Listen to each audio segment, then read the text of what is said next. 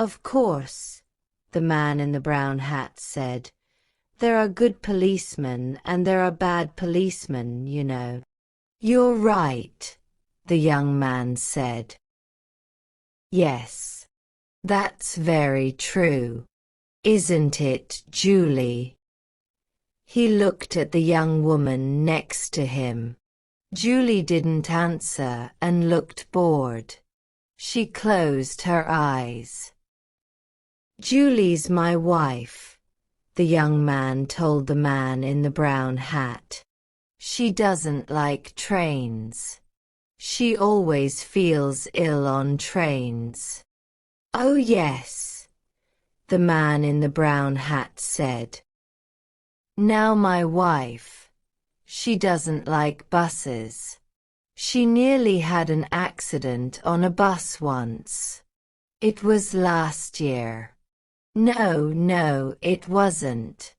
It was 2 years ago. I remember now. It was in Manchester. He told a long, boring story about his wife and a bus in Manchester. It was a hot day and the train was slow. There were 7 people in the carriage.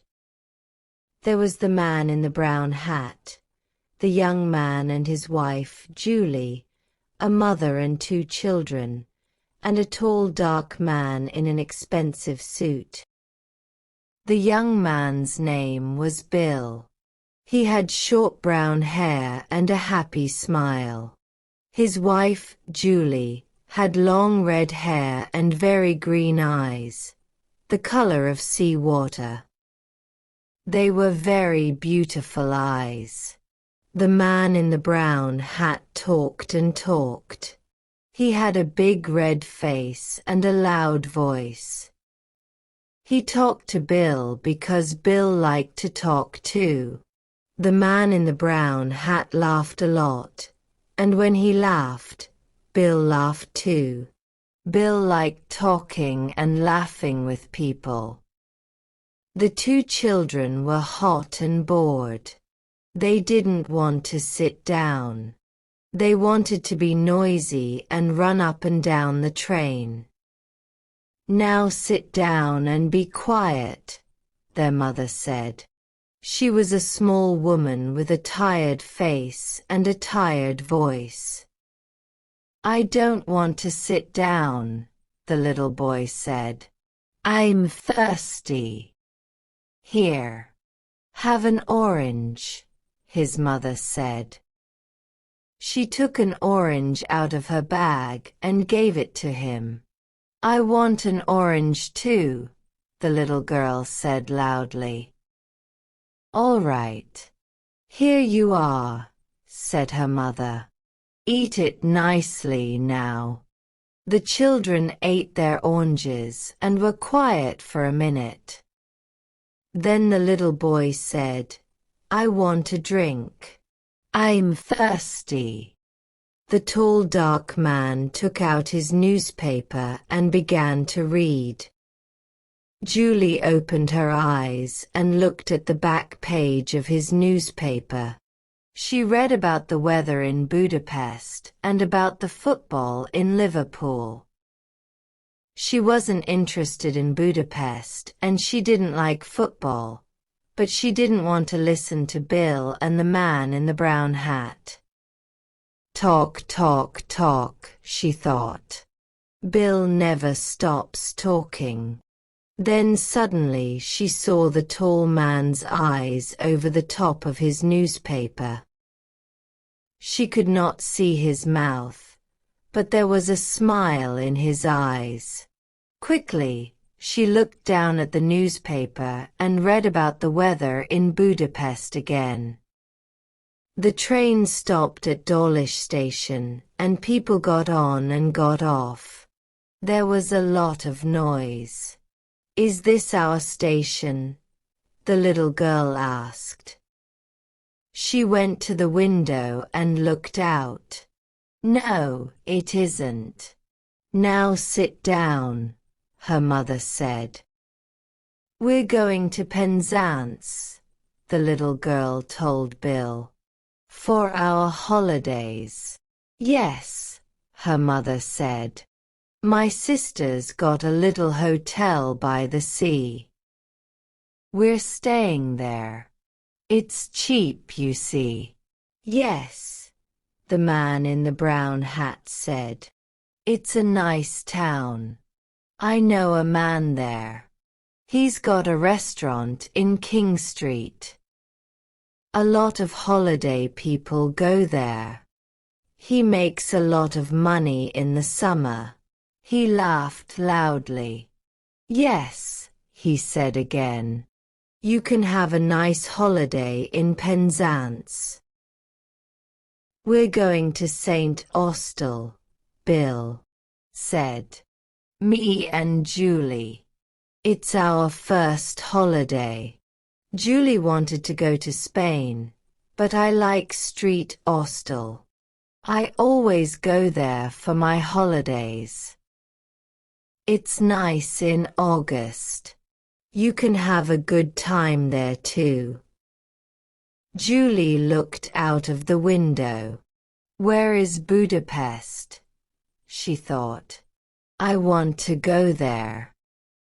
I want to go to Vienna, to Paris, to Rome, to Athens. Her green eyes were bored and angry. Through the window she watched the little villages and hills of England. The man in the brown hat looked at Julie. You're right, he said to Bill. You can have a good time on holiday in England. We always go to Brighton, me and the wife. But the weather. We went one year, and it rained every day. Morning, afternoon, and night. It's true. It never stopped raining. He laughed loudly. We nearly went home after the first week. Bill laughed too. What did you do all day then? He asked. Julie read about the weather in Budapest for the third time. Then she looked at the tall man's hands.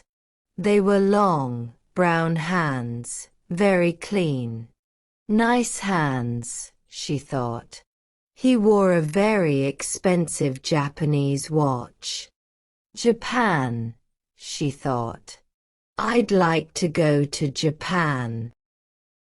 She looked up and saw the man's eyes again over the top of his newspaper. This time she did not look away. Green eyes looked into dark brown eyes for a long, slow minute.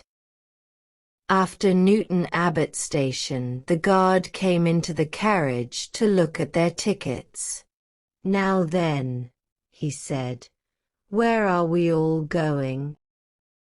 This train's late, the man in the brown hat said. 20 minutes late, by my watch.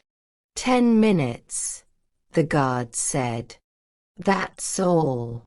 He smiled at Julie. The tall dark man put his newspaper down, found his ticket, and gave it to the guard. The guard looked at it. You're all right, sir, he said. The boat doesn't leave Plymouth before 6 o'clock.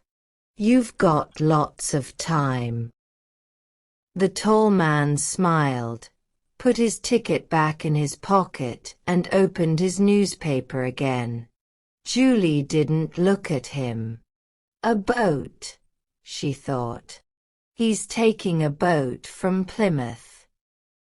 Where's he going? She looked at him again with her long green eyes. He read his newspaper and didn't look at her, but his eyes smiled. The train stopped at Totnes Station, and more people got on and off. Everybody's going on holiday, Bill said. He laughed. It's going to be wonderful. No work for 2 weeks. It's a nice, quiet town, St. Austell. We can stay in bed in the mornings, and sit and talk in the afternoons, and have a drink or two in the evenings. Julie. He looked at his wife. Are you all right, Julie? Yes, Bill, she said quietly. I'm okay. She looked out of the window again. The train went more quickly now, and it began to rain. Bill and the man in the brown hat talked and talked. Bill told a long story about two men and a dog, and the man in the brown hat laughed very loudly. That's a good story, he said. I like that. You tell it very well. Do you know the story about? And he told Bill a story about a Frenchman and a bicycle. Why do people laugh at these stories? Julie thought. They're so boring. But Bill liked it. Then he told a story about an old woman and a cat, and the man in the brown hat laughed again. That's good too. I don't know. How do you remember them all? Because, Julie thought, he tells them every day. I don't understand, the little girl said suddenly. She looked at Bill. Why did the cat die? Sure. Be quiet, her mother said. Come and eat your sandwiches now. It's all right, Bill said. I like children. The man in the brown hat looked at the children's sandwiches. I'm hungry too, he said. You can get sandwiches in the restaurant on this train. He looked at Bill. Let's go down to the restaurant, eh? I need a drink too. Bill laughed. You're right. It's thirsty work, telling stories. The two men stood up and left the carriage. The little girl ate her sandwich and looked at Julie. But why did the cat die? She asked. I don't know, Julie said. Perhaps it wanted to die. The little girl came and sat next to Julie. I like your hair, she said. It's beautiful. Julie looked down at her and smiled. For some minutes it was quiet in the carriage. Then the tall dark man opened his bag and took out a book. He put it on the seat next to him, and looked at Julie with a smile. Julie looked back at him, and then down at the book. Famous towns of Italy, she read. Venice, Florence, Rome, Naples. She looked away again, out of the window at the rain. 2 weeks in St. Austell, she thought. With Bill in the rain. After half an hour the two men came back to the carriage. There are a lot of people on this train, Bill said. Do you want a sandwich, Julie? No, she said. I'm not hungry. You eat them. The train was nearly at Plymouth. Doors opened and people began to move. A lot of people get on here, the man in the brown hat said. The tall dark man stood up and put his book and his newspaper in his bag. Then he picked up his bag and left the carriage. The train stopped at the station. A lot of people got on the train, and 2 women and an old man came into the carriage. They had a lot of bags with them. Bill and the man in the brown hat stood up and helped them. One of the women had a big bag of apples. The bag broke and the apples went all over the carriage. "Oh damn," she said. Everybody laughed and helped her to find the apples. The train moved away from Plymouth station. The man in the brown hat laughed very loudly. After a minute or two, everybody sat down, and the woman gave some apples to the children. "Where's Julie?" Bill said suddenly. "She's not here." "Perhaps she went to the restaurant," the man in the brown hat said. "But she wasn't hungry," Bill said. "She told me." The little girl looked at Bill. "She got off the train at Plymouth," she said, "with the tall dark man. I saw them." "Of course she didn't," Bill said. "She's on this train. She didn't get off." "Yes, she did," the children's mother said suddenly. "I saw her too. The tall man waited for her on the platform." "He waited for her?" Bill's mouth was open. But he read his newspaper all the time. He didn't talk to Julie. Famous towns of Italy, Julie read. Venice, Florence, Rome, Naples. And she never talked to him.